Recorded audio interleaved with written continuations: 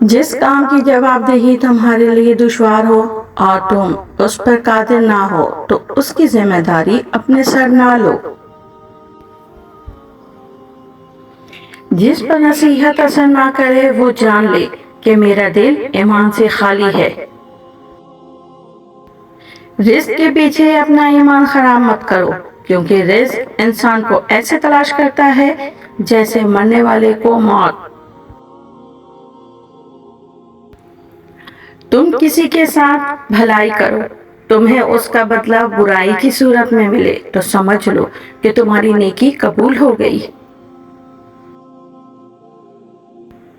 اکڑ جتنی زیادہ ہو اتنی ہی شدت سے ٹوٹتی ہے، اور دھوکہ جتنا بڑا ہو اتنی ہی طاقت سے اپنے محور پر پلٹ کر آتا ہے۔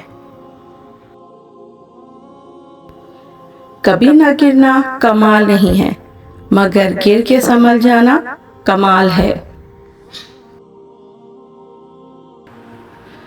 جب دشمن کی ساری تدبیریں ناکام ہو جائیں تو وہ دوستی کا ہاتھ بڑھاتا ہے، بس اس وقت دوستی سے وہ کام لو جو دشمن بھی نہیں کر سکتا۔ سب سے افضل صدقہ روٹھے ہوئے لوگوں میں صلح کرا دینا ہے۔ دوسروں کے لیے اچھا سوچو گے تو اللہ تعالیٰ تمہارے لیے راستہ بنا دے گا اور مشکلیں آسان کر دے گا۔ 3 انسان 3 چیزوں سے محروم رہیں گے: غصے والا صحیح فیصلے سے، جھوٹا عزت سے، اور جلد باز کامیابی سے۔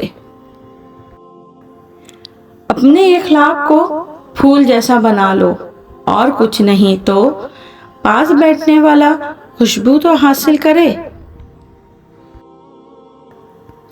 ہمیشہ اخلاق سے بات کیا کرو، کیونکہ انسان پر سب سے زیادہ مصیبتیں اس کی اپنی زبان کی وجہ سے آتی ہے۔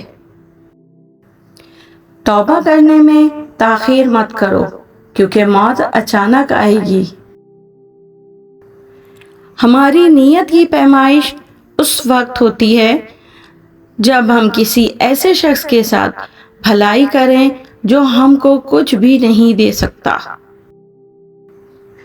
ساری دنیا کے سارے لوگ تجھے اپنے فائدے کے لیے چاہتے ہیں، صرف تیرا رب ہی ہے جو تجھے تیری فائدے کے لیے چاہتا ہے۔